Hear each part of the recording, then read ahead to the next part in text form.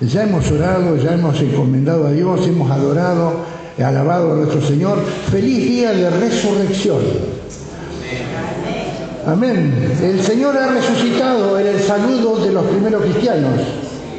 ¿Y cuál era la respuesta? Verdaderamente ha resucitado. El otro confirmaba esa gran verdad. Cristo ha resucitado. Primicia de los que durmieron, dice la Escritura, es hecho. En esta mañana vamos a meditar, vamos a extraer verdades del primera epístola a Timoteo. Primera epístola a Timoteo.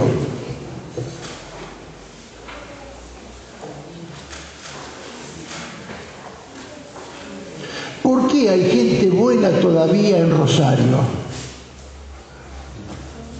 ¿Nunca se pensaron eso? Porque Rosario parece la hecatombe total,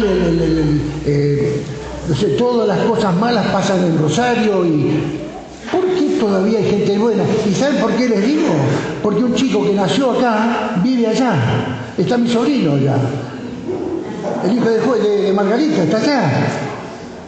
Y él se preocupa por la ciudad y nos manda mensajitos, dice, la señora, y llevando a los chicos a la escuela, una vez tuvo la mano de Dios cuidándola, que no pudo avanzar por la calle, dobló y ahí se escuchaban los tiroteos en la otra manzana. Pero la pregunta es, ¿por qué todavía hay gente buena? ¿Por qué el mal no está totalmente tomada Rosario? Aunque los políticos te lo dicen así, parece que no hay nadie bueno en Rosario, pero hay hermanos nuestros en Rosario. ¿Y por qué hay gente buena todavía en Juárez? Porque si bien Juárez no es Rosario, pero acá algunos vecinos son complicados, ¿no? ¿Por qué hay gente buena todavía en el mundo? Vamos a ver si vemos un poquitito esto. En el pasaje de 1 Timoteo 3, y vamos a comenzar leyendo el versículo 14, por favor. Versículo 14. Esto te escribo, aunque tengo la esperanza de ir pronto a verte, para que si tardo, sepas cómo debes conducirte en la casa de Dios, que es la iglesia del Dios viviente, columna y baluarte de la verdad. E indiscutiblemente grande es el misterio de la piedad. Dios fue manifestado en carne, justificado en el Espíritu, visto de los ángeles, predicado a los gentiles, creído en el mundo, recibido arriba en gloria. Este es el pasaje cortito que vamos a tener abierto ahí para ir meditando. Lo interesante de las cartas de Pablo es ver cuándo él dice por qué escribió la carta.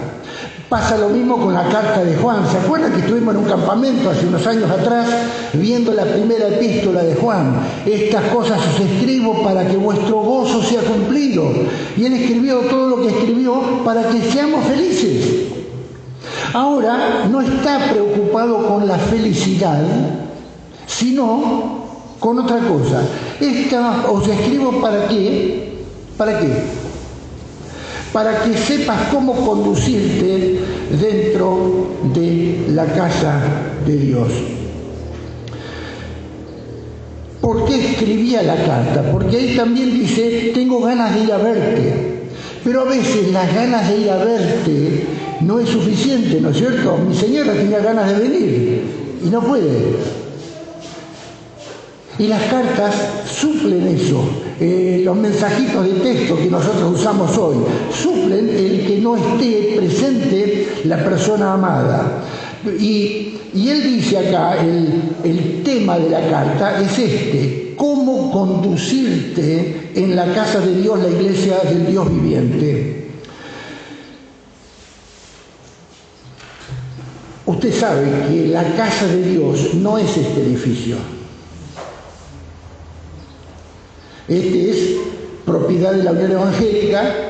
Nosotros venimos todos los domingos, están aquí, lo utilizan para la extensión del Evangelio, pero la casa de Dios no es las cuatro paredes, el techo y la casa pastoral. No.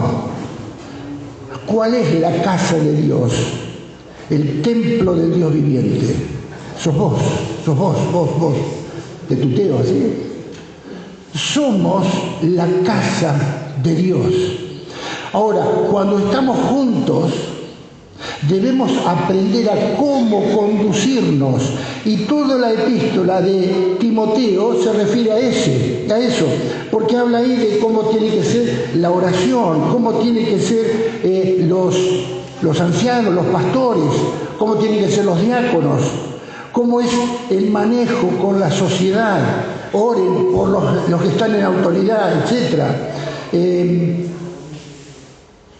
El deber que tenemos mutuamente, todas las cosas que se refieren a nuestra interrelación personal, acá está en Timoteo. ¿Y por qué se lo escribe a Timoteo? Timoteo era un pastor joven, un sobrevedor, porque pastoreaba varias iglesias, y él necesitaba estos consejos de Pablo. Pablo quería estar al lado de él, pero no podía. Para eso lo había dejado en Éfeso, para que siga trabajando. Y eso es lo bueno que tenemos. Y gracias a Dios por este problema de Pablo, porque tenemos esta carta escrita por él. Porque si él podía haber viajado, no escribía la carta. Así que a veces los impedimentos que tenemos obran para bien en cómo nos superponemos, cómo nos sobreponemos a esos impedimentos. Y acá tenemos esta carta. Y acá da una definición de la casa de Dios, el cuerpo de Cristo, la casa del Dios viviente. Dice, columna y baluarte de la verdad.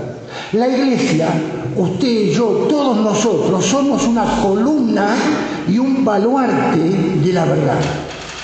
¿Qué diferencia hay entre una columna y un baluarte? Bien, una columna era algo vertical que sobresalía y permitía ver de lejos dónde está ubicada la población. Antes que se construyeran todos los edificios altos en Buenos Aires, el obelisco habría sobresalido un montón, porque es una construcción vertical muy alta y hubiera sido vista de muy lejos. Yo estuve en Europa, un cuentito, ahora una pequeña historia. Yo estuve en Europa, y cuando vos viajás de un pueblo a otro, mientras estás en las calles del pueblo, van para todos lados y tenés que preguntar cómo salimos del pueblo este. Porque eso hacían para que cuando vengan los invasores no sabían para dónde agarrar. Pero una vez que estabas en el campo, sembradíos de un lado, sembradíos del otro, la ruta te marcaba, y allá a lo lejos, ¿qué veías? Veías la punta de la iglesia del otro pueblo. Como que ese camino fue hecho por gente, primeramente caminando, yendo a caballo y demás, hasta que finalmente lo asfaltaron. Pero cuando estabas en el campo, vos mirabas y allá estaba la iglesia, y vos ibas ahí. Ya sabías que el pueblo siguiente estaba ahí. Cuando vas al otro pueblo pasa lo mismo. Llegás al pueblo y las callecitas son así, complicadas. Pero cuando estás en el campo, es muy clarito. Ahora, ¿por qué? ¿Cómo es que trazaban tan derechita esa ruta? Porque allá estaba la columna, allá estaba la punta de la iglesia, que marcaba dónde estaba. Hermanos, tenemos que ser columna en nuestra ciudad. Que la gente sepa dónde está la verdad. Que se vea de lejos. Y cuando alguno quiere averiguar cómo es este asunto con respecto a Dios, sepa que acá está el cuerpo de Cristo, acá está la columna, y se vea y puedan venir y ser alimentados. Por eso las iglesias tenían esa punta tan alta. Por eso antiguamente era así, y tenían las campanas para llamar cuando era el tiempo de la reunión. Columna de la verdad. Ahora el baluarte es diferente, y para no aplicar tanto, porque es complicado, he pedido acá que nos dibujen algo en la ver. Eso es un baluarte.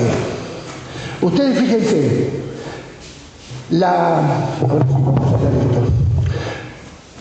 por acá viene la pared de divisoria de esta ciudad, de esta comarca, y tiene esta salida como flecha.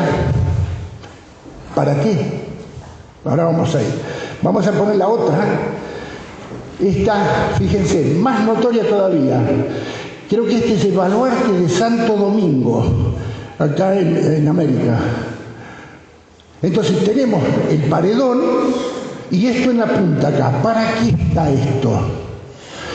Desde esta saliente acá vemos que pasa afuera, pero también controlamos que nadie se esté metiendo por el paredón, apoyando una escalera alta y llegando a meterse adentro. El baluarte permite defender los límites, defender la verdad. La columna te marca dónde está. El baluarte te ayuda a defender el límite entre la verdad y lo que no es verdad. La iglesia de Dios, la casa de Dios, es columna y baluarte de la verdad. La población, los que no son cristianos, deben saber, acá se predica la verdad, acá te tratan con verdad, acá no te mienten, el que viene a la iglesia te dice la verdad, aunque le duela. Me acuerdo del Salmo, dice, negándose a sí mismo, aunque perjudicándose a sí mismo, dice la verdad. Ese es un justo, un hijo de Dios. Aunque él se perjudica, te dice la verdad. Lo vimos ayer en la película. ¿Se acuerdan? Que le decía, no, pero decir lo que ellos quieren que digan. No, pero no puedo. Y dijo la verdad. Y se mantuvo en la verdad. Ahora, este baluarte, ¿a qué nos indica? Que tiene que haber algunos de la congregación, de nuestra iglesia, de otras iglesias, algunos que se metan un poco más en el mundo para avisarnos qué es lo que está pasando ahí. Ahí está. Fíjese, el baluarte se mete como si fuera en el mundo. Y si no, cuidado, es más peligroso. Sí, es más peligroso, pero sos parte de la verdad. Es una saliente. En este momento, ¿dónde está puesta en peligro la verdad? ¿Sabemos o no sabemos? Nos faltan baluartes. ¿Quién estudia filosofía? Hay que estudiar filosofía, en este tiempo. Pero alguno, Dios lo debe llamar para hacer un baluarte y saber lo que están diciendo en filosofía, que la verdad no existe. Y eso es lo que están diciendo hoy, la verdad como un absoluto no existe. Nosotros debemos saber eso y debemos controlar el límite entre la verdad y lo que no es verdad y poder defender lo que es la verdad. Y acá tengo la verdad en la mano, defender lo que es la verdad, la revelación de Dios frente a los pareceres de la gente de este mundo. Columna y baluarte de la verdad. Piensen los jóvenes, ¿qué estás estudiando? ¿A qué te vas a dedicar en tu vida? Dios necesita en cada lugar a alguien. Ahora, la persona que está en el baluarte tiene que tener todo el apoyo de todos los de adentro, porque está expuesto. Los que están en el paredón así están más resguardados, pero a él lo pueden atacar del costado. Pero él está verificando que la línea de la verdad se mantenga, que nadie se meta sin que lo sepamos. Hay muchos que quisieran venir a destruir la verdad. Hay muchos que quieren disimular la verdad. Hay otros que quieren gobernarla y decir, mira, esto no es así. Y nosotros estamos en un medio ambiente donde la misma historia la están cambiando. Con la inteligencia artificial, el otro día estaba escuchando por radio que alguien puso un vikingo y dice, un vikingo es uno medio moreno, de estatura media, y dice, pero esto no es verdad. Dice, no, lo que pasa es que tienen que hacer eso para que no haya discriminación. Porque si dicen que los vikingos eran altos, rubios, de ojos celestes, es discriminarlo. Pero eran así. Esa es la verdad. Muchos de los cuentos infantiles los cambian, pero la historia es así. Eso se escribió en 1800 y tenés que explicar, esto se pensaba. Hoy hemos cambiado un poco el pensamiento, pero la historia es así. Y debemos saberlo y defender la verdad. Hagan un backup, no en internet, de las cosas que a usted le interesan. Porque en cualquier momento, cuando vos entras en internet, va a estar todo tan manejado que no vas a tener la verdad que ocurrió. Vas a tener la verdad lavada, planchada y puesta en una colgadita bien en el ropero. Porque hay mucha gente que piensa, y ahí viene el problema, que la verdad no existe. Entonces vos podés disfrazar la verdad, si no existe. Vos podés decir otra cosa, si la verdad no existe. Por eso hay mucha gente que miente descaradamente, porque no se dan cuenta que están mintiendo y piensan que ellos tienen su verdad frente a la verdad de los demás. Ahora, ¿estamos dispuestos a defender la verdad? Ese es nuestro trabajo. Para eso estamos acá. Columna y baluarte de la verdad. Gracias. Pero vamos a seguir. Dejé un poco de lado los apuntes y me estoy olvidando de algo muy importante. Si enseñás a buscar la verdad, debes estar preparado a defenderla, discutiendo, razonando, dialogando. La verdad no se defiende con violencia, no se defiende con guerras, no se defiende por la fuerza. Muchos piensan que el que grita más tiene razón, pero no es así. La verdad se defiende con razones, con evidencias y testimonios que se dejen investigar. Cuando das un testimonio de algo que Dios hizo en tu vida, tenés que permitir que se investigue y que otros miren a ver si lo que vos estás diciendo es verdad. Porque esa es la validez del testimonio. En un juicio, la validez del testimonio es que se puede llegar a averiguar si la persona está diciendo la verdad o no. Y así es nosotros con respecto a la palabra de Dios. ¿Qué dijo Jesús a los judíos? Escudriñad las Escrituras. A ustedes les parece que ahí está su salvación. Y son ellas las que hablan de mí. Escudriñen, lean, busquen, investiguen. En ningún lado la iglesia del Dios viviente pone una tapa y no deja que se pense, no deja que se investigue. Eso lo hace la religión humana. Eso lo hace el poder político. Porque no quiere que vos llegues a la verdad. Dios quiere que llegues a la verdad. Averiguar, buscar, investigar, escudriñar y conocer la verdad en Cristo. Amén. Hace poco no le dejaban, ya no le dejan a la policía investigar los delitos.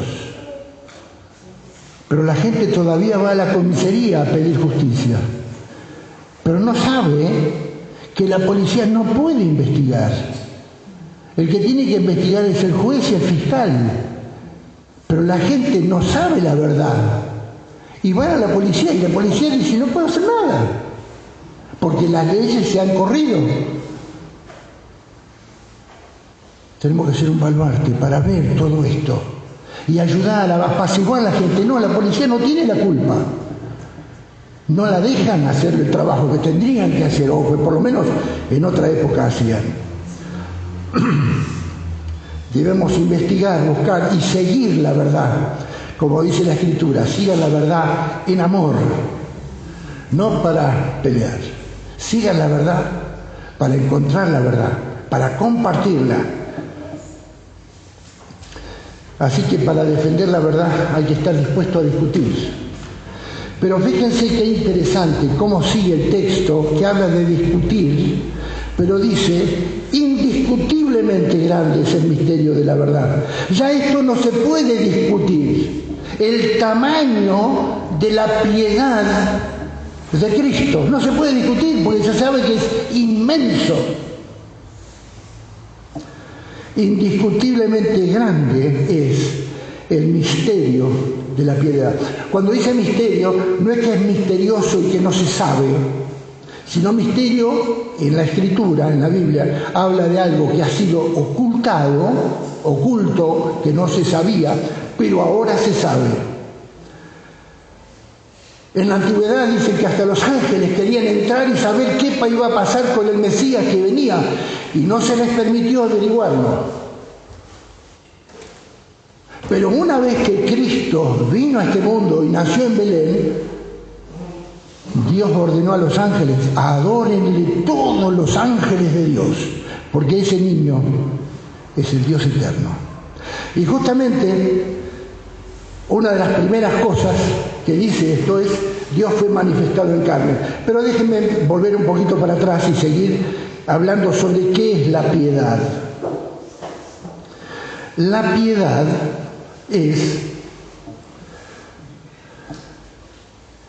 lo que poseen las personas piadosas, los píos. Fíjense que estas palabras que estoy usando no existen. Hoy en día en el vocabulario de nadie existe la palabra piedad, pío o piadoso.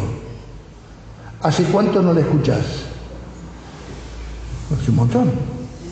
No está en la radio, no está en la televisión, no está en los programas de cómicos, no está en ningún lado. Porque ha sido desplazado del común de la gente. Por eso quería poner el foco y la atención en este pasaje, en este día. La piedad es eso que, ese respeto a Dios,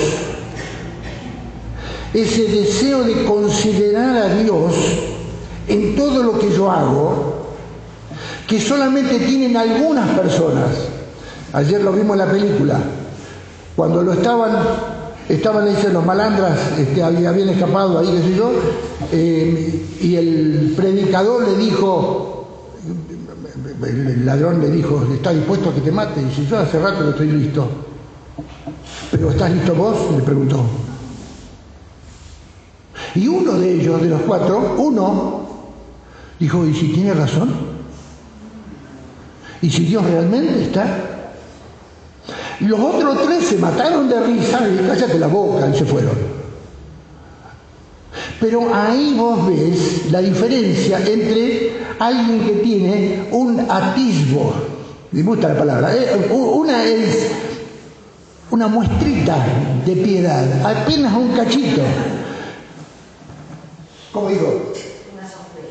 Una sospecha, sí, exactamente. Es algo muy chiquito de piedad, pero fue suficiente para construir sobre eso lo que después pasó. ¿Se perdieron la película? Bueno, pregunten cómo es y véanla.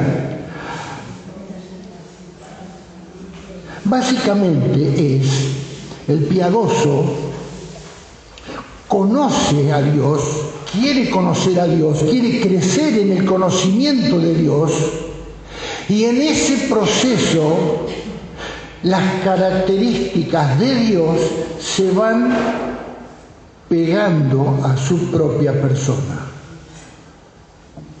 Me llamó la atención y me hizo pensar en esto. Ustedes recuerdan ese texto en Primera de Juan: el que no ama no conoce a Dios, porque Dios es amor. Después sigue. Nosotros muchas veces citamos Dios es amor, pero el razonamiento que viene detrás es tan importante como la misma frase. El que no ama no conoce a Dios, porque Dios es amor. Quiere decir que conocer a Dios haría que la persona ame. Y Juan dice, nosotros hemos conocido el amor de Dios. ¿Y quién no sabe que el apóstol Juan es uno de los principales en describir y en mostrar el amor de Dios en su propia vida y en sus escritos? Quiere decir que cuando vos conocés a Dios, esas cosas de Dios que vas conociendo se te pegan, aunque vos no quieras, y se empiezan a mostrar, aunque vos las tapes, porque pasan a ser parte tuya y de tu relación con Dios. ¿Estás teniendo una relación con Dios así? Porque es lindo ir describiendo el pasaje, entusiasmarnos y demás, pero tenemos que a cada rato pensar, ¿y yo cómo estoy? ¿Estoy teniendo una relación con Dios así? Donde las cosas de Dios se me van pegando. Tené cuidado también, porque si llenas tu mente con las cosas del mundo se te van pegando. ¿Se acuerdan qué dijeron de Pedro cuando lo acusaban de ser discípulo de Jesús? Si hasta tu hablar es igual que el del maestro. Él copiaba todo. Me acuerdo cuando vino Billy Graham a la Argentina. Otro cuentito más para que ustedes se fijen. Billy Graham vino y el clima estaba como hoy.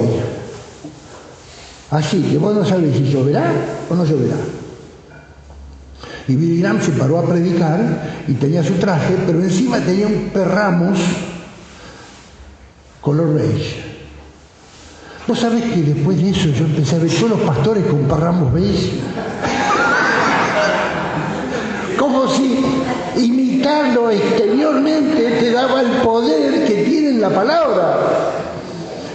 Pero cuando vos estás obsesionado mirando algo, se te pega aunque vos no lo quieras. Nadie les preguntó por qué quería un perramo. Si nosotros casi lo usamos.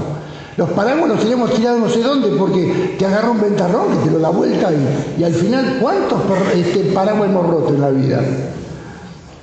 Pero no los preparamos para la lluvia. Ellos tienen una constante lluvia así en sus climas y entonces el perramo es parte de su vida, un sobre todo algo así como para aguantar el chubasco. Analizate, mirate, ¿a quién estás imitando? ¿A quién estás imitando?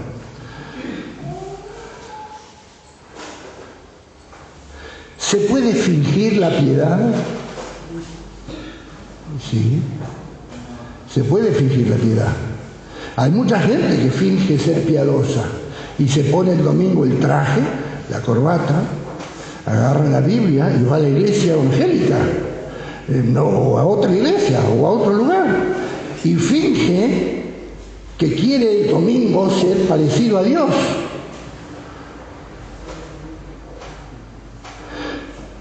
Pero las situaciones extremas y adversas suelen mostrar cuando la piedad es genuina y quién la posee. Cuando vienen los problemas, ahí es cuando vos ves quién tiene piedad. Te quiero ver martillar el dedo y decir gloria a Dios.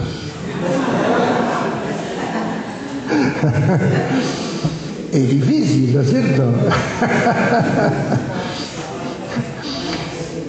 Cuando estuvo el Logos 2, no el último barco, cuando estuvo el Logos 2 acá en Necochea, fuimos a visitarlo y había unos libros que bajar y demás, y bueno, fuimos y nos guiaron hasta una de las bodegas. Claro, las bodegas son del lugar que queda abajo, no es un lugar transitable.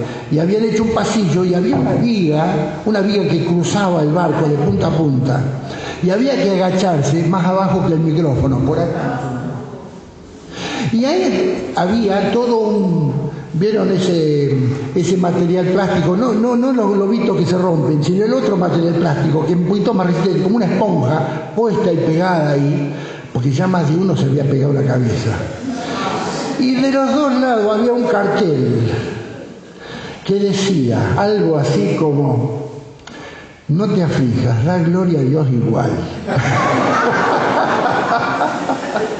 Porque varios se habían pegado ahí y algunos y otros habrán dicho algunas cosas y los que estaban al costado, y ahí lo bueno de estar en grupo, porque los demás te sacan esas cosas y te ayudan a ponerte en el camino de la piedad.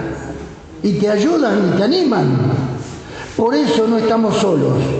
Por eso el cuerpo de Cristo, la iglesia de Dios, columna y baluarte de la verdad, persiste porque se congrega, somos un grupo y nos apoyamos. Y algunos están en el baluarte y otros están con la columna y otros están con la pared de la verdad y otros predican a todos y otros no, casi no predican, pero viven lo que Dios quiere que vivan y se muestra la piedad a la sociedad. Las situaciones extremas muchas veces nos ayudan a ver quién realmente es piadoso. Y así es como obtenemos y ejercitamos las cualidades de Dios en nuestras vidas. Supongo yo que a mí me gusta mucho este pasaje en Segunda de Pedro, porque habla de que como todas las cosas que pertenecen a la vida y a la piedad nos han sido dadas por su divino poder mediante el conocimiento de aquel que nos llamó de su gloria y excelencia. O sea, el conocimiento de Dios nos ha dado estas cosas que nos regala Dios. Y dice, todas las cosas que pertenecen a la vida y a la piedad nos han sido dadas. Todo, ya lo tenés. Sin embargo, 2 versículos más abajo, en el 5, dice, añadid a vuestra fe virtud, a la virtud conocimiento, al conocimiento dominio propio, al dominio propio paciencia, a la paciencia piedad. Pero ¿cómo no nos habían dado todas las cosas que pertenecen a la vida de piedad y ahora tenemos que ir añadiendo? ¿Qué quiere decir esto? Bueno, y sigue, ¿no?, diciendo la paciencia, piedad, la piedad, afecto fraternal, el afecto fraternal, amor. Ahora, ¿cómo es la cosa? La piedad la tenemos desde el momento que recibimos a Dios, porque por su Espíritu Él habita en nosotros y va conformándonos a la imagen de su Hijo. Pero todavía no llegamos. Nos falta trayecto. Nos falta ejercitación. Entonces, tenemos piedad, pero tenemos que agregar más. Todos los días tenemos que trabajarlo. No es algo automático. El Espíritu Santo nos lo da, pero después nos pide, ahora te toca a vos. Conocimiento, dominio propio, todas estas cosas son parte de la piedad, que es el asemejarnos a la imagen de su Hijo. Y hoy está muy de moda decir, no la ve, ¿no es cierto? No la ve. Pero fíjense qué viejo es este concepto que ya Pedro lo tenía. Porque dice, versículo 9, pero el que no tiene estas cosas tiene la vista muy corta, es ciego, no la ve, habiendo olvidado la purificación de sus antiguos pecados. Hoy hablaba de que se puede fingir, fingir la piedad, sí, y especialmente para los que olvidan que Dios los salvó y les perdonó todos sus pecados pasados. Si hay algún momento que tenemos que acordarnos que Dios nos perdonó, o sea, si hay un momento para acordar nuestros pecados, es para recordar que Él lo perdonó. Muchas veces Satanás viene y te dice, sos un pecador, acordate lo que hiciste, y nos olvidamos de Jesús y decimos, uy, cierto, qué desastre que soy. Pero acá dice, ¿qué es lo que se olvidaron? ¿Qué es lo que se olvidaron? ¿Sus pecados? No, la purificación de sus pecados. O sea, constantemente tenemos que tener presente para que nuestra piedad se ejerza que Jesús es el que nos perdonó los pecados. Y por eso estamos recordándolo en esta Pascua, porque Él murió por nosotros, resucitó para nuestra justificación, nos ha salvado y vive para siempre. Y básicamente Cristo es el verdadero piadoso. El que verdaderamente se asemejó a Dios no soy yo, no sos vos. ¿Quién es? Cristo, Jesús. Por eso dice, indiscutiblemente grande es el misterio de la piedad. Dios fue revelado en carne. Dios, el perfecto Dios, vivió entre nosotros una vida de perfecto hombre. Y bueno, hay un montón de textos, pero vamos a ver rapidito. Mi padre hasta ahora trabaja y yo trabajo, igual que el padre. Como el Padre tiene vida en sí mismo, ha dado que el Hijo tenga vida en sí mismo y pueda resucitar a los muertos. La voz de Dios creó todas las cosas. La voz de Cristo resucitará a los muertos. Esto está todo en Juan capítulo 5, versículos 17, 26, 28, 29. Y dice al final, busco la voluntad del que me envió. ¿Cuál era el móvil de Jesús en este mundo? Ser lo que Dios quería que sea. Y para eso se apartaba, oraba con Dios, para eso escudriñaba su palabra como perfecto hombre. Y el Espíritu lo resguardó y lo dio en todo. Grande es el misterio de la piedad. Y ahora vienen los 6 dichos irrefutables. Es una canción del primer siglo. Nosotros hemos visto canciones hoy refacturadas, rearmadas, remozadas, exactamente. Y este es un himno de aquella época, una canción de aquella época. Dios fue manifestado en carne, justificado en el Espíritu, visto de los ángeles, predicado a los gentiles, creído en el mundo, recibido arriba en gloria.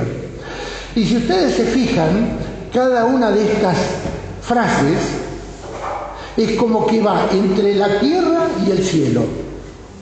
Dios fue manifestado en carne, tierra. Justificado en el Espíritu, cielo.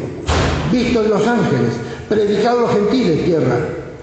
Creído en el mundo, tierra. Recibido arriba en gloria, el cielo. Es como es un ping-pong entre lo eterno y lo efímero, entre lo grandioso de Dios y las limitaciones nuestras humanas. Y cómo Cristo vino de lo eterno y se metió dentro del tiempo y junto con nosotros. El primer dicho, manifestado en la carne. Bueno, ustedes conocen el texto de Juan 1:14. Aquel verbo fue hecho carne y habitó entre nosotros y vimos su gloria, gloria como del unigénito, el único Hijo del Padre. Y en primera de Juan 1, del 1 al 4, que lo vimos en aquel campamento, Juan, le faltan palabras, lo que era del principio, lo que hemos visto y oído, vimos con nuestros ojos, lo que hemos contemplado y palparon nuestras manos tocando el verbo de vida, porque la vida fue manifestada y la hemos visto. Y testificamos y os anunciamos la vida eterna, la cual estaba con el Padre y se nos manifestó, vino acá. Lo que hemos visto y oído, se lo anunciamos para que también vosotros tengas comunión con nosotros. Nuestra comunión es verdaderamente con el Padre y con su Hijo Jesucristo. Estas cosas os escribo para que vuestro gozo sea cumplido. Juan también está diciendo, el Eterno se hizo en el tiempo, vino acá. Y les digo esto para que estén felices, para que estén contentos y para que puedan seguir adelante.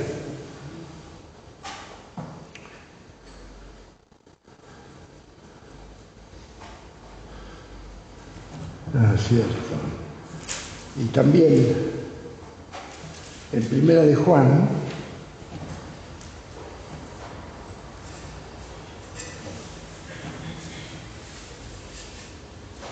en el capítulo 3, mirad cuál amor nos ha dado el Padre para que seamos llamados hijos de Dios.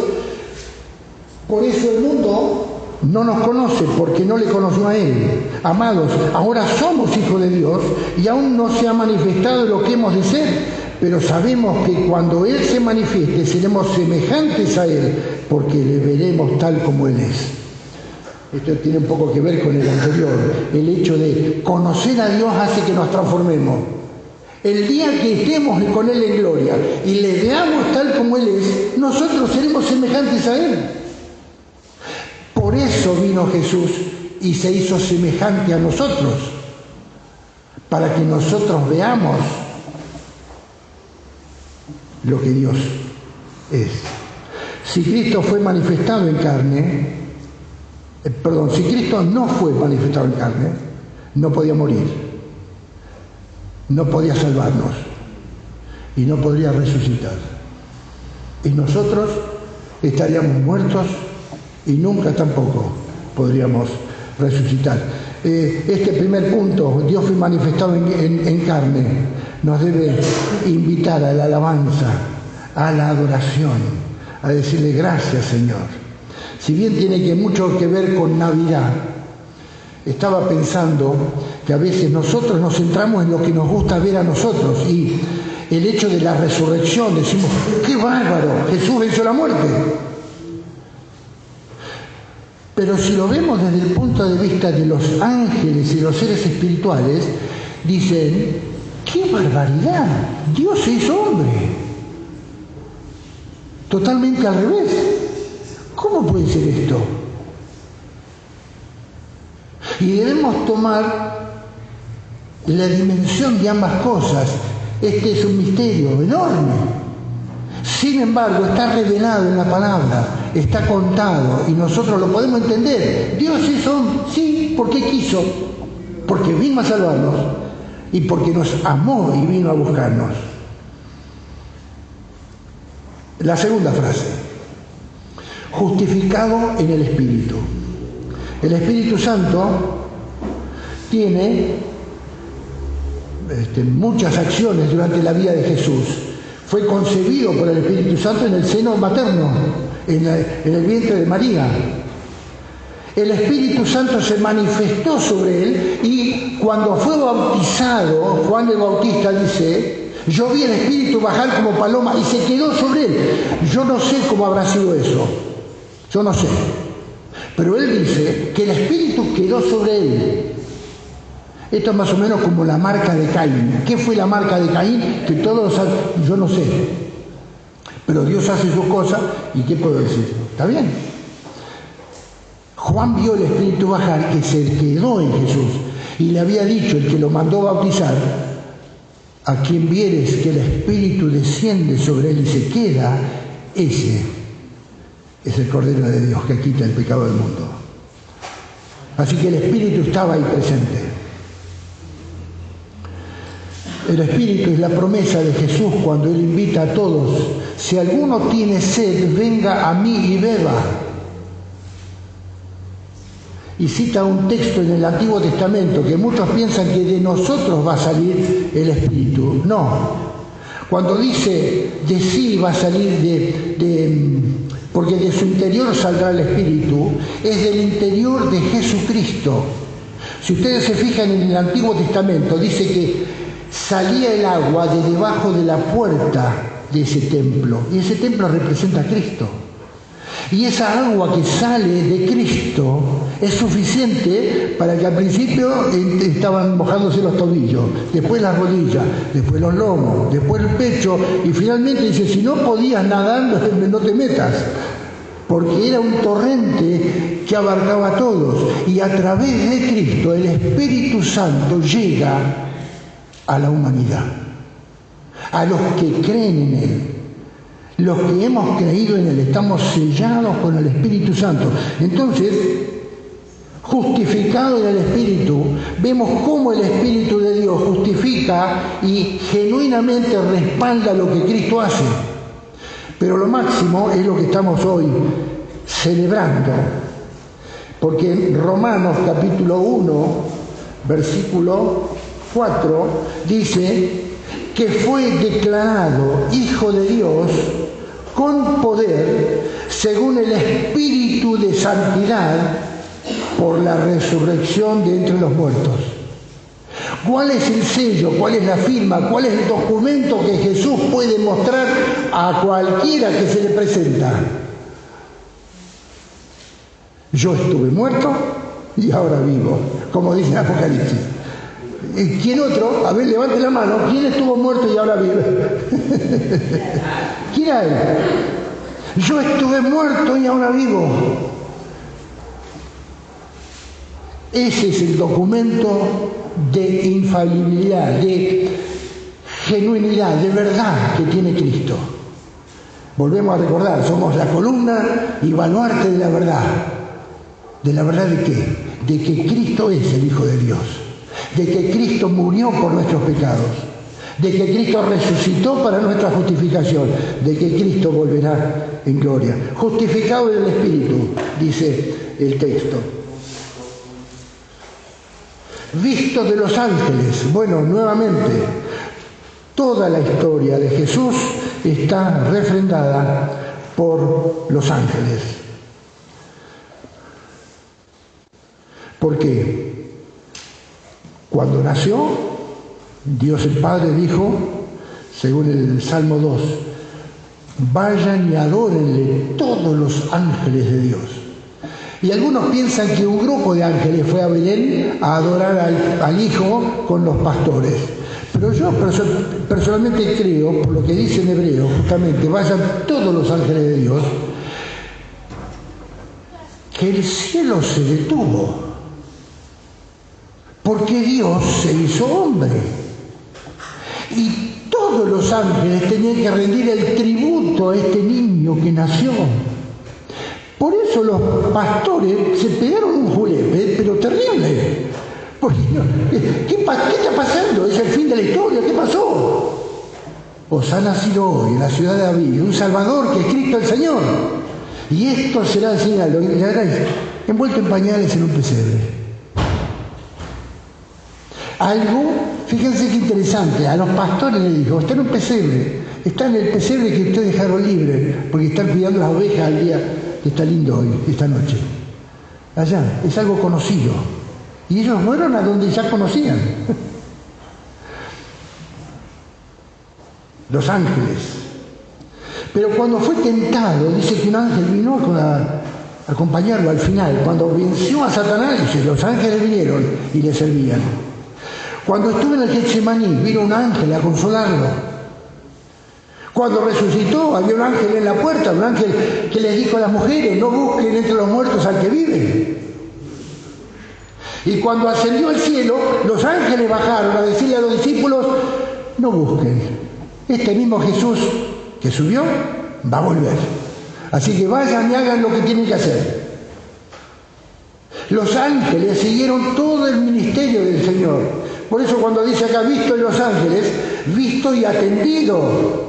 Visto y cuidado, visto y... O sea, los ángeles estaban al servicio de lo que estaba haciendo Jesús en todo momento. Predicado a los gentiles. Vamos rapidito. En Lucas dice, se predicará este evangelio a todas las naciones, cuando Jesús aparece a los discípulos. En Marcos dice, ir por todo el mundo y predicar el evangelio. En Mateo dice, por tanto, ir y hacer discípulo a todas las naciones. Todos los evangelios dicen algo en cuanto a predicar el evangelio a todas las naciones. Y Juan no. Juan siempre complica las cosas. Pero he descubierto que un tiempito antes de su crucifixión, en el capítulo 12, dice, unos griegos buscan a Jesús. Si ustedes leen el Evangelio de Juan, cuando él transforma el agua en vino, dice, no, todavía no llegó mi hora, le dice María. Pero finalmente lo transforma en vino. Y varias veces durante todo el libro de Juan está diciendo, todavía no es mi hora. O el relato de Juan dice, todavía no había llegado su hora. ¿Se acuerdan cuando lo quería matar en Nazaret? Caminó otra vez porque todavía no había llegado su hora. ¿Se acuerdan? Bueno, había ciertos griegos, Juan 12, 20, entre los que habían subido a adorar a la fiesta. Y esta es la fiesta donde Jesús ya lo crucifican. Estos pues se acercaron a Felipe, que era de Betsaida, de Galilea, y le rogaron diciendo: Señor, quisiéramos ver a Jesús. Felipe fue y se lo dijo a Andrés.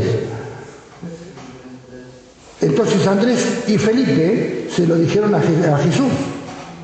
Jesús les respondió, cuando dice la Escritura les respondió, no es que le va a responder lo que ellos están esperando, sino respondió a la situación en la cual estaba. Jesús les respondió diciendo: ha llegado la hora. Y Juan y Andrés y Felipe se quedaron mirando. Si no preguntamos qué hora era. Pero Jesús dijo: ha llegado la hora. ¿Qué hora era? Para que el Hijo del Hombre sea glorificado. Y si ustedes se fijan en Isaías, capítulo 11, que es el reinado del Mesías, en el versículo 10, acontecerá en aquel tiempo que la raíz de Isaí, que es Jesús, la cual estará puesta por pendón a los pueblos, será buscado por las naciones y su habitación será gloriosa. El profeta Isaías estaba prediciendo que los gentiles vendrían a buscar a Jesús. Y Jesús se mantuvo ministrando a los judíos, porque mandó a los discípulos siempre a las ovejas perdidas de Israel. Pero cuando de voluntad propia los gentiles vinieron a buscarlo, dijo: llegó la hora, ya está, mi ministerio está terminado, ahora me toca morir. Porque ya los gentiles están buscando la salvación en Cristo.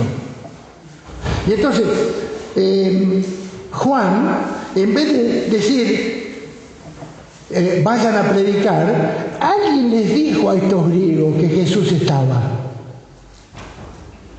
Yo no sé quién, pero alguien les dijo. Quiere decir que los 4 evangelistas hablan de que las naciones van a ser inundadas con la predicación del Evangelio. Y vamos a el otro.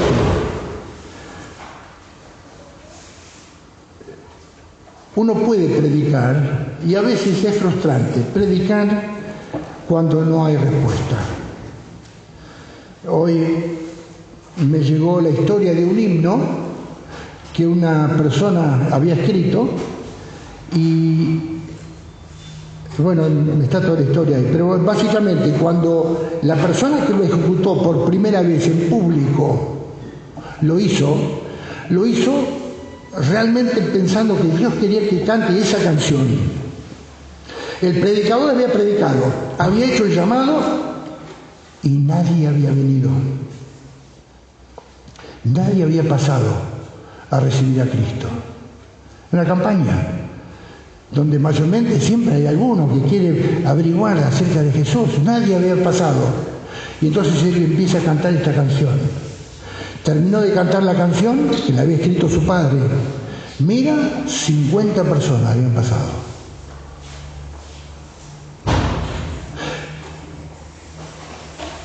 Se predica el Evangelio y acá dice: creído por las naciones, creído en el mundo.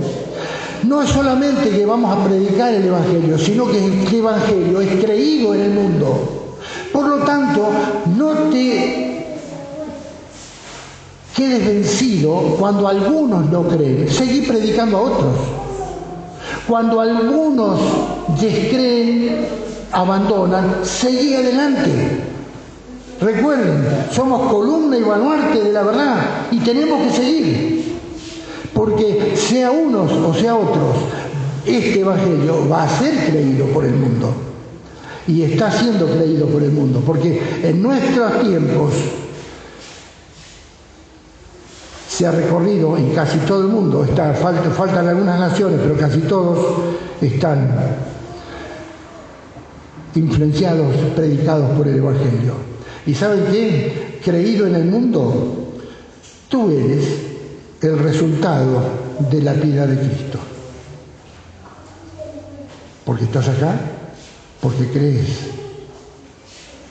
Te faltará mucha piedad, no importa, tenés un poquito, vamos a seguir trabajando. ¿Todavía no has creído? ¿Habrá alguno que todavía no creyó? Bueno, este es el momento. Todavía no ocurrió el último punto, porque si bien recibido arriba en gloria habla del ascenso de Jesús, no solo se refiere a cuando Jesús ascendió físicamente ahí en las afueras de Jerusalén, sino cuando sea recibido arriba en gloria. Y ya para finalizar, me gustaría leer esto que está en 1 Corintios 15, que es el capítulo de la resurrección. Porque preciso es que Él reine hasta que haya puesto a todos sus enemigos debajo de sus pies. Y entonces dará el reino al Padre. El último enemigo a poner debajo de los pies de Cristo va a ser la muerte. Y entonces dará el reino al Padre. Y ahí Él va a estar, exaltado en gloria, como dice Filipenses, donde toda lengua, donde toda nación, donde toda rodilla se doblará y donde todos confesarán: Jesucristo es el Señor. Ese es el que festejamos hoy, que ha resucitado de los muertos. Ese es el que ha transformado nuestras vidas. Ese es el que todavía quiere transformar tu vida. Y que vos te acerques más y más a ser parecido al Padre, a ser parecido a Dios mismo. Cuando le veremos tal como Él es, nosotros seremos semejantes a Él, dice Primera de Juan. Que Dios nos bendiga, que Dios nos refresque esta palabra cuando la necesitemos, que Dios nos recuerde por su Espíritu constantemente estas verdades. Padre Celestial, encomendamos a tu cuidado, a tu voluntad, tu palabra. Encomendamos nuestros corazones a tu bendición. Encomendamos esta iglesia a tus propósitos, Señor.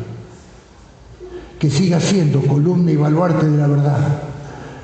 Que siga siendo testimonio y que muchos más lleguen a conocerte a través de su ministerio. Bendice a los niños, a los mayores, a los jóvenes, a las decisiones que toman quienes tienen que empezar a estudiar. Padre Celestial, ponemos en tus manos y rogamos tu misericordia por nuestros errores, pero rogamos por tu benevolencia y por tus piedades que nos guíes a ser semejantes a ti. En el nombre de Jesús. Amén.